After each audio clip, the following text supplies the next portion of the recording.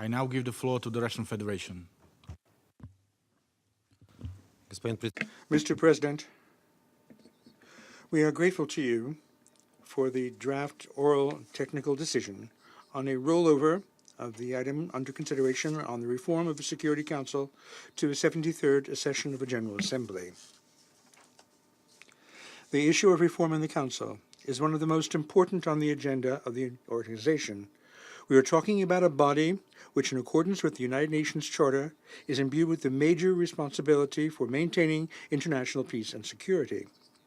However, as discussions have shown during the course of the current session, on many aspects, there still have been major disagreements among member states. We have to be honest with ourselves. This is the root of the differences which are inherent in the problem which member states have come up against in the intergovernmental negotiations. All the rest, including the negotiation methodology, is simply secondary, however much some delegations might try to show the opposite. It is obvious that against a background of an enormous political significance of the issue of the reform of the Security Council, we have to continue to seek a decision which would enjoy a significantly more support among member states than the formally necessary two-thirds of votes. The best thing of all would be a consensus. Such work should be carried out in a transparent and inclusive manner without establishing any artificial deadlines. In this connection, we would recall that the progress on the reform of the Security Council cannot be achieved through imposing some type of coordinator's texts or negotiation documents or any other initiative which might not have universal support. The previous sessions of the General Assembly have convincingly shown the pointlessness and the danger of attempts to have a solution without taking into account an entire range of positions.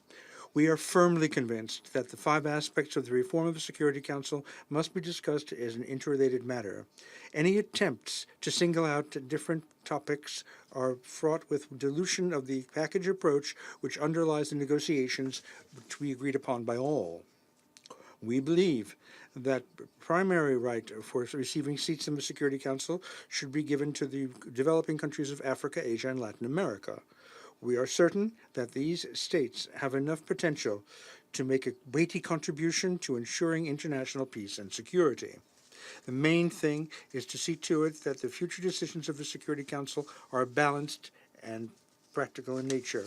We would like, in conclusion, to thank the distinguished representatives of Georgia and Imadze and Nusebe for the work they have done.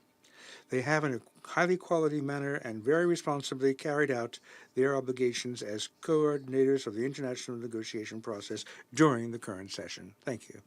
I thank Russian Federation.